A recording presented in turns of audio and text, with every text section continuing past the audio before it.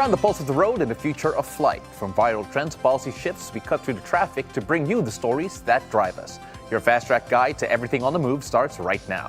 From the Belanio News Channel studio to Mel 947 BFM, I'm Paolo del Rosario. This is Shift Happens.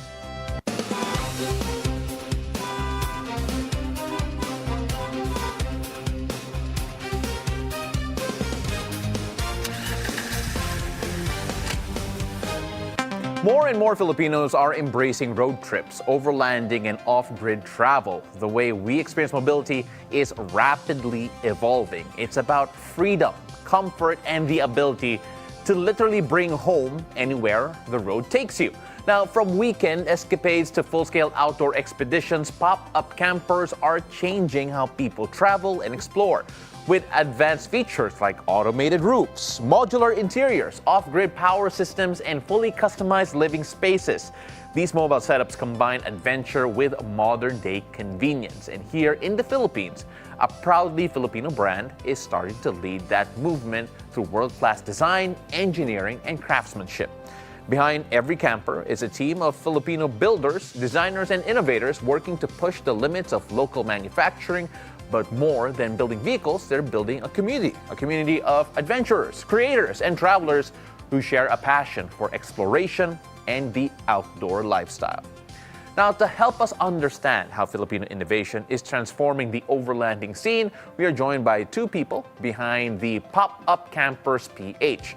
Please welcome the Head of Sales, Marketing, and Brand Direction, Nino Racho, and the Master Builder himself, Jen Belanio. Gentlemen, welcome to the show. Yeah. Hi, Paolo. Thank you for having us. Thank you so much for being here, the both of you. I want to start off first with Neo because I want an explanation for a lot of people. Ano nga ba ang overlanding? And talagang may community ba dito sa Pilipinas for overlanding, going off the grid and really enjoying nature for what it is? Yeah, actually, overlanding is a very famous, trending ngayon dito sa Pilipinas. Kasi you can go to places na hindi lahat nakakapunta using your car, your vehicle. And dito sa atin sa Pilipinas, napakagandang mag-overlanding kasi we have more than 7,000 islands na you can explore. And we are blessed with beautiful beaches. Yan. And of course, I was talking to you a while ago before the show. Jen, I want to start by talking about the fact na gumagawa kayo ng mga overlanding. Well, I don't know how to explain it. How would you explain kung anong ginagawa ng Pop-Up Campers PH? Yes, sir. Ginawa namin yung pop-up camper. Before kasi nagka-camping kami, setup namin ng mga naka-ground setup lang kami. Then, doon namin na-realize, kasama namin with the kids, with the family, medyo hindi sila komportable. Pero kayo komportable kayo? Yes, doon nagkamap yung idea na magkaroon ng pop-up camper. Yeah, So, we bring shelter for every Filipino family, kids, na komportable sila. 2 years old pa lang ata yung business ninyo. Yes. But what was yung origin story nito? Kailan kayo nag-usap and say, gawin natin tong business. Gumawa tayo ng mga campers dito sa Pilipinas na talagang locally made. Yeah. Actually, si Jen talaga nag-start niyan kasi ako naka-rooftop tent ako. Si Jen Ako naka-ground tent. So, ground tent. So every time na magkasama kami sa camping, sa overlanding, lagi ko siyang inaasar. Sabi ko, ang tagal mo naman mag-setup. Ako tapos Sila na. tapos na. Kasi Ako, setup pa rin setup ng pa rin. ground tent. And then, yun nga, in-start ni Jen. Then, yung mga kids nga namin, they enjoy camping. They enjoy nature. Pero, once na ma-experience sila yung mainit, madumi, hindi na sila sasama sa camping. Dapat kasama na yun, di ba? Yung experience na yun. Yes. Pero sa atin, sa mga adult, okay lang yung init na yan nature. Pero pagdating sa mga kids, lalo na yung mga generation ngayon. Okay. Yung generation ngayon, medyo masiselan na sila. So once they experience na ayaw na nila talaga, na mainit, malamok, yan, hindi na sila sasama. So paano yung na-solve yung problem na to? Yun, by creating the pop-up camper. So, yun, by experience nga, nagka-camping kami. Sabi ko, paano kaya, ano yung pwedeng gawin para ma-enjoy din with the kids na hindi sila yung mainitan, irritable, pagdating ng tanghali na. So, yung next camping namin, nawala ako dun sa schedule, sila lang, hindi nila alam, may binubuo na ako. Yes. So ano yung unang mong binuo na camper? Ano yung first ever camper na ginawa niyo? Bulky pa. Bulky, Ang laki. okay. Ano siya, para siyang yung mga nasa US, Australia na camper. Hindi pa siya pop-up. Sa kanila kasi buo yung camper nila kasi wala naman silang issue by sa height limit. Dito kasi sa atin, kailangan yun, lalo na yung mga parking. Okay. Kasi madali lang namin sanang gayahin kung gagayahin namin yun sa other countries. Pero ni-retrofit namin yung pop-up camper natin based on the road condition. Kasi maliliit kalsada natin dito, kaya hindi rin siya trailer. Saka height restriction natin dito. Height restriction. So, pero andun pa rin yung convenience. So, pagka nagta-travel ka, pop down siya, mababa yung vertical clearance niya. Pagka kailangan mo na mag-camp, magpa-pop up siya, so you have the comfort pa rin ng parang bahay mo. So talagang made for the Philippines Yes, yung made mga for pop-up the campers.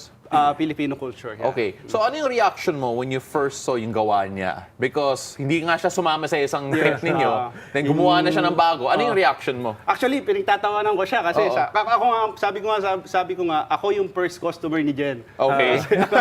Ako talaga sabi ko, ang taas naman yan. Ang pangit naman yan. Tapos wala pang aircon Bulky- that time. bulky pa talaga. Bulky pa that time. Then yung Okay. first camper is ano pa lang nailagay ko doon yung sky roof pa lang, wala pang aircon. Walang aircon. So kailan naging commercial? Well, kailan kayo nag-decide na maging a commercial entity to start selling yung mga campers? Actually, sir, wala talagang plan niya na maging business namin. Kumbaga, ginawa lang yung para, yun, magamit ko.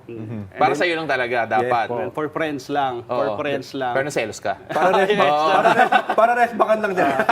Pero after 6 months, siguro more than 6 months siya hindi nagpakita sa amin. Doon dumating na yung pop-up camper. Ayan na, medyo okay na. Nainggit na ako kasi naka-aircon na, automated na yung pop-up roof niya. Tapos may screens na. Tapos Talagang naka-interior pa yun. interior na. And then one time kayan kami sa Mount Balagbag. Nakita ko talaga na durable na. So sabi ko, pwede na talaga. So tara. So ikaw yung unang nag-product test halos? Yes, Or si ikaw yung Jen. nag-review? Ako Ikaw yung nag-review? Ako nag-review. Oo, ikaw yung nag-product test. So can you tell us a bit more about yung first commercially available nyo na product? Kasi syempre may proseso yun eh. Yes po. Yung ginawa ninyo in terms of trying to determine, okay, ano yung kailangan ng mga tao. Can you tell us a story about yung first product ninyo? Actually, we launched yung pop-up camper talaga after nga yung stress test namin, R&D namin, November 2024. Okay. Yeah. November 2024, first vlog namin. Sa ano pa? Kabanatuan? Kaya Kabanatuan. Kabanatuan. Oo, first vlog namin, na-offer namin, biglang dami agad no. Nagulat ka ba? Yeah, nagulat Nagulat kami. kayo? Hindi namin in-expect na ganun yung magiging feedback nung mga... So talagang may need talaga, may demand May para sa demand, mga pop-up camper. So, okay, so Filipino regulations in terms of yung mga height limit, talagang road safety and built for Filipino roads and yung mga track and trail.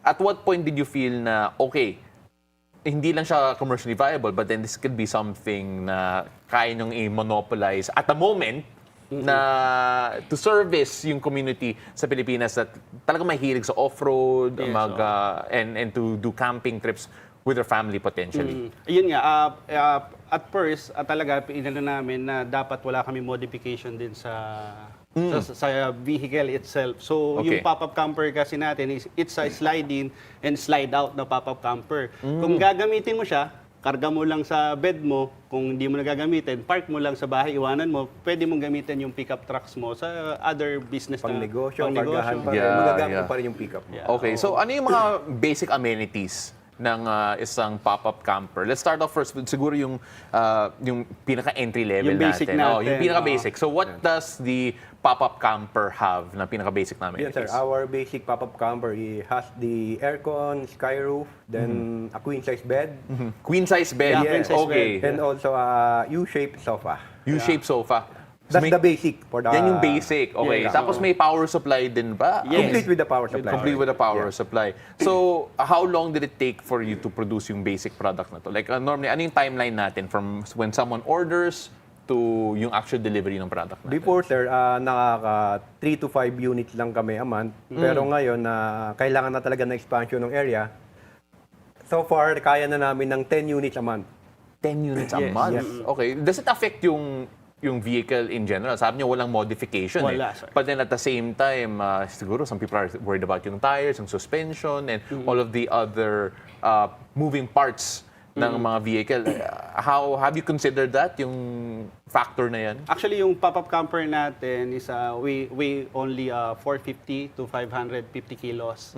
Then madadagdagan lang yan From the basic, from the 450. basic. Kung additional sila ng add-ons, papalagay sila ng kitchen, automatic owning, but within pa rin sa payload capacity ng stock. So actually, ang reason bakit nag-upgrade ng suspensions yung mga client namin is because of the aesthetic purpose na. Okay. And Kasi we put load doon sa pickup bed natin, so tendency, yung magiging look niya, medyo mababa yung likod. Yeah. No, and the reason why I'm asking about this is because you both were obviously car enthusiasts even before magpatayo ng Before the Campers PH. And if I'm not mistaken, kukompete kayo dati sa Car mga, audio, sir, car mga audio. auto show about yung mga modification. So, paano nagsimula yung friendship na to?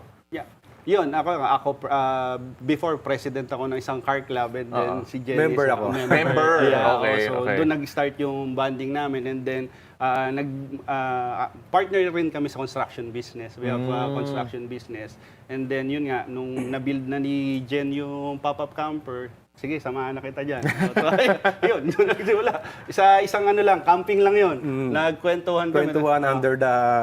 Tara, magkasama naman tayo sa construction. So might as well, diba? But then what I like about yung story nyo din is that it also revolves around yung family. Eh. You Yes. did it Yun pa para yung sa isang magandang factor doon, comfort. sir. Opo, you did it for the comfort of your own family. Anong reaction nila nang naging siguro mas komportable na yung mga overlanding ninyo? Actually, sila na yung nag-aaya. Sila yung nag-schedule, sir. Sila nag-schedule. Kasi mga anak namin, same age. Same age. So sila may schedule. May group chat na sila. Daddy, when is our next camping? Lalo na pagka-holiday, wala silang pasok. So, kasi they enjoy the nature na eh. Nawala na yung inconvenience ng traditional camping talaga. Tsaka nandun yung sir, nakakapagtakbuhan sila sa grass. Unlike pag nasa bahay lang, talagang nagkukulong. Gadget ang hawak Yeah, nila. that's true. That's So, the best. na-disconnect natin sila from the gadgets into nature. Yeah, so talaga masasabi nyo ba na disconnected talaga kayo from siguro the real world, quote-unquote real world, kapag nagka-camping kayo? Yeah, we're really disconnected sa Karamihan real world. sir, signal. Wala. Wala rin. Wala rin, So nagulat ba kayo pag uwi ninyo? Kasi galing lang kayong Mindoro last week eh. Parang isang Kakauwi lang linggo kayo nawala. Para marami na nangyari dun sa Marami na Manila nangyari. eh, diba? No, but all joking aside, when we talk about, I want to talk a bit about that, yung kultura ng camping and overlanding dito sa Pilipinas. Kasi talaga maraming enthusiasts. Yes. Madami na po. And at the same time, some people are also worried about yung environmental impact. Eh. Nasabi nyo ba that actually putting up yung mga pop-up campers instead of having a ground setup would actually be better for yung environment natin in terms of yung footprint na naiiwan natin? Or would you say na tipong wala naman ang pagkakaiba? For me, parang same lang naman. For a ground tent and pop-up camper or camper van, same lang din naman. Ang kailangan lang siguro talaga is ma-orient lahat ng camper overlander na to protect yung nature talaga. Kasi nakigamit na nga tayo. So we just need to educate yung mga camper overlander. Yeah, kasi I have a feeling that dadami rin yung mga gusto mag-camping in general overland. Kapag nalaman nila may mga pop-up campers talaga na talagang siguro built around the Filipino roads and yung setup natin ngayon eh. But we have a lot more to talk about because we're gonna have to take a quick break at the moment. Ladies and gentlemen, when we come back, we're gonna talk more about the overlanding situation dito sa Pilipinas and of course, yung mga experiences nila and so much more, especially when you talk about camping and overlanding in the country. So don't go away. We'll be right back. You're tuned in to the Billionaire News Channel and Mellow 947 BFM.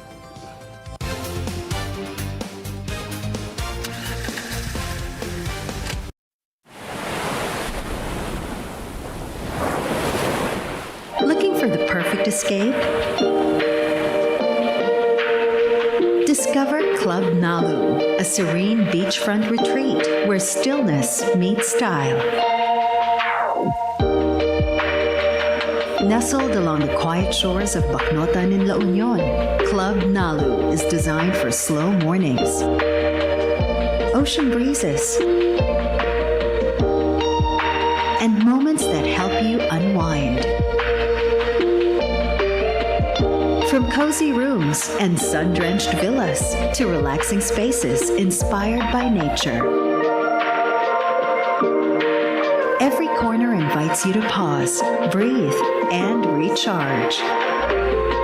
Club Nalu, come as you are and leave feeling a little lighter. Book now at clubnalu.ph.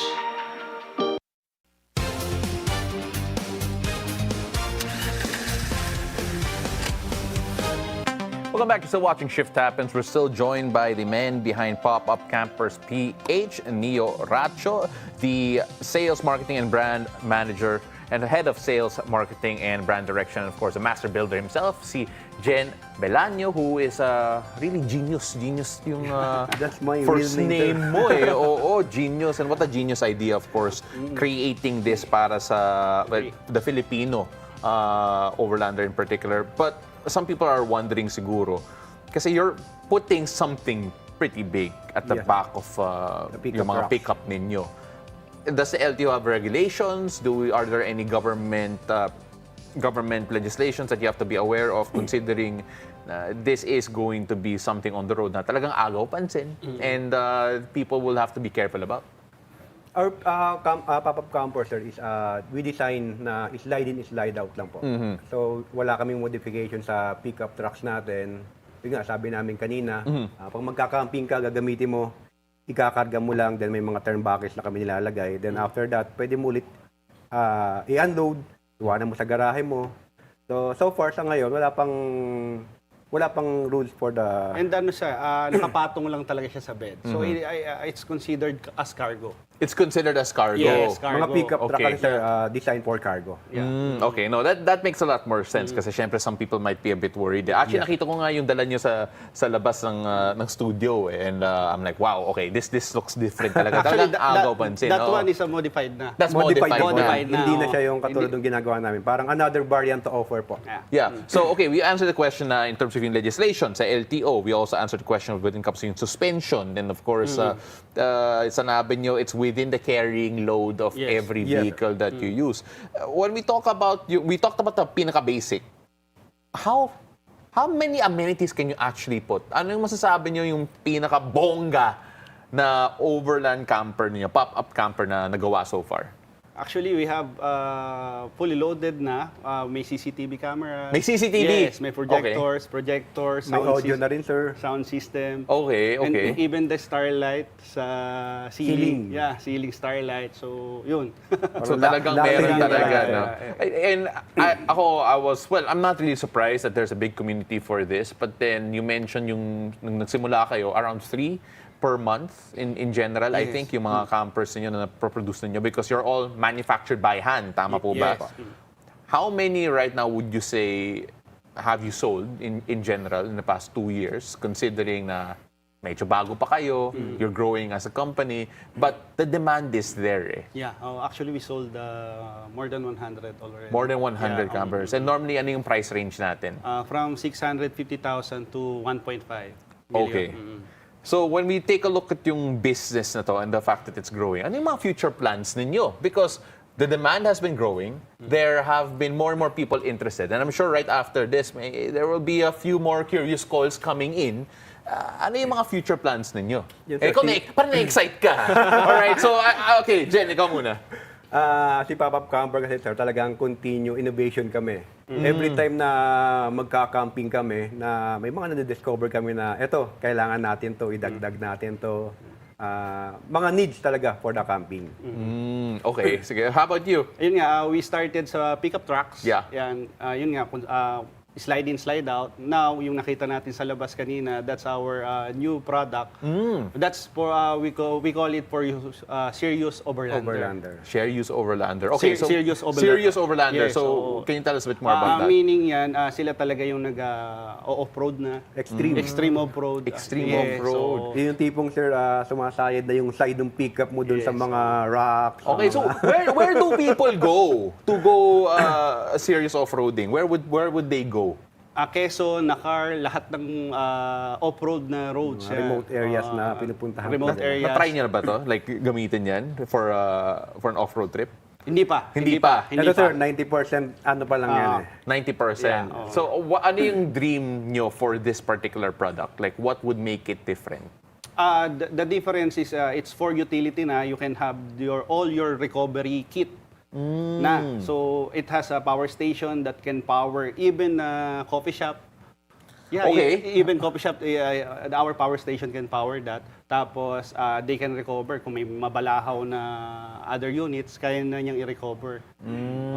We have air compressors. Lahat na pwede mo magamit For sa utility for and- utility. You know, we're looking at the various videos right now na galing sa inyo, Pop-Up Campers PH and Outdoor Gear. So I believe yung social media ninyo very active rin. And I'm looking at the community that you're building here. Can you tell us a bit more about siguro the group that you have gathered and have become customers, and of course I'm sure maganda yung community ninyo. And friends na, yeah. Oo, tell us a bit about yung growth niyan. Actually, yun nga, overlanding kasi is talagang growing dito sa Pilipinas. And we turn kasi yung not just overlanding.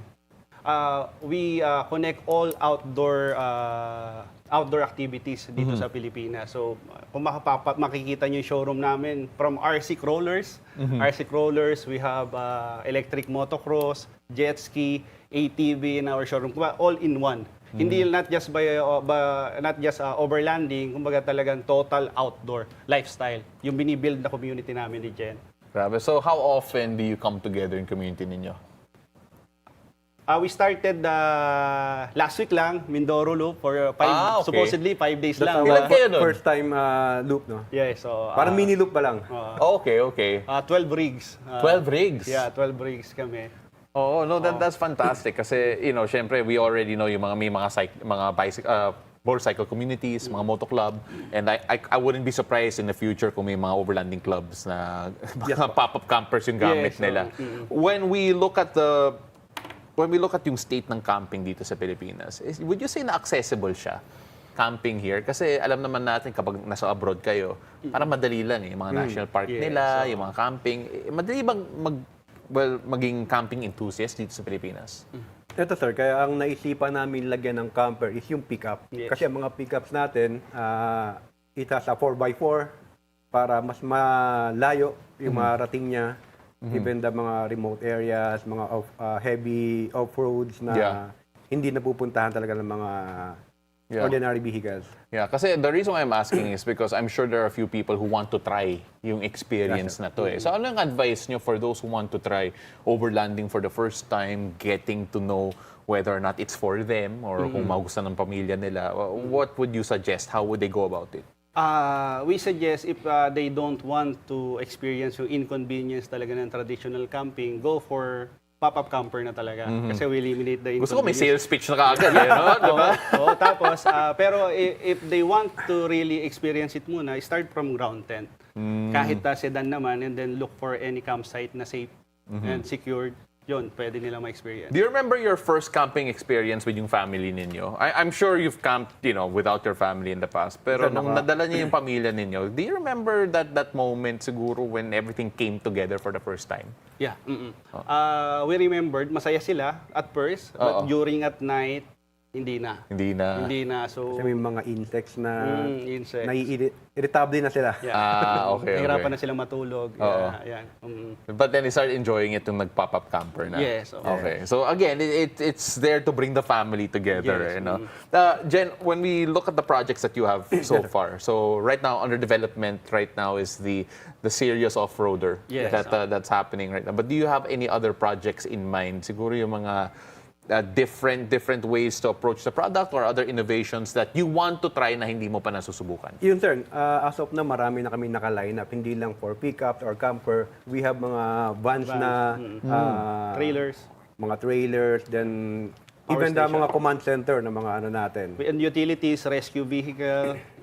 We started developing na yung mga other units na kasi one heart of our pop-up camper kasi is the power system. The power station. Yeah. Power station. Our power station can, yun nga sabi ko nga, can run a restaurant. Oo nga like mga coffee shop. Coffee kung shop. saan Recent saan. lang na na-try natin yan. Oo. So how does that work, yung power system ninyo? We use lithium-ion phosphate batteries. Almost the same ng ginagamit ng mga EV vehicle ngayon. So, and then we have a charger din. Kami na nagbi-build dito. And may fast charger din tayo. Same din sa yung mga EV vehicle. Yeah. Ganun lang. Oo. No, that's fantastic. And of course, for those curious and want to learn more about yung Pop-Up Campers PH, where can they go and reach out? Because syempre, again, this is relatively new dito sa Pilipinas. And if I'm not mistaken, you're the only ones making mga pop-up campers at talagang sinaslide in sa mga pickup. Tama ba? Yes. Alright, so how can they reach you? We are more active on Facebook. So just message our Facebook page, Pop-Up Campers PH. Yeah. For those who are curious or want to try pero siguro don't have the push yet, ano mo sasabi mo sa kanila to actually try overlanding? Yes sir, mapanood lang nila yung mga post namin, mga camp namin, sigurado. Oo. Yeah. Gaganahan sila. Gaganahan na sila. Okay, and of course, for yung mga campers nyo in general, like right now, ano yung mga testimonial nila with the work that you have put in sa Pop-Up Campers PH na talagang, makes you proud na ito yung mga produkto ninyo? Actually, lagi nila sinasabi pagka nasa road sila, highway sila, para silang artista. Kasi every time na dadaan sila, talagang head turner. And every time na bababa sila ng And every sasakyan, stops natin, partner.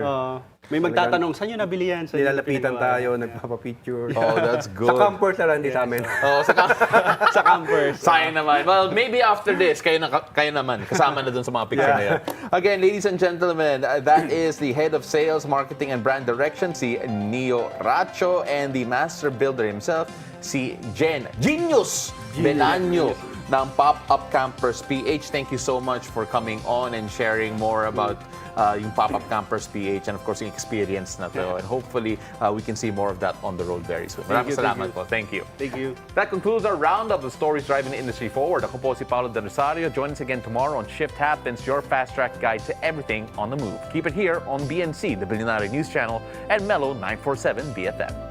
Thanks again.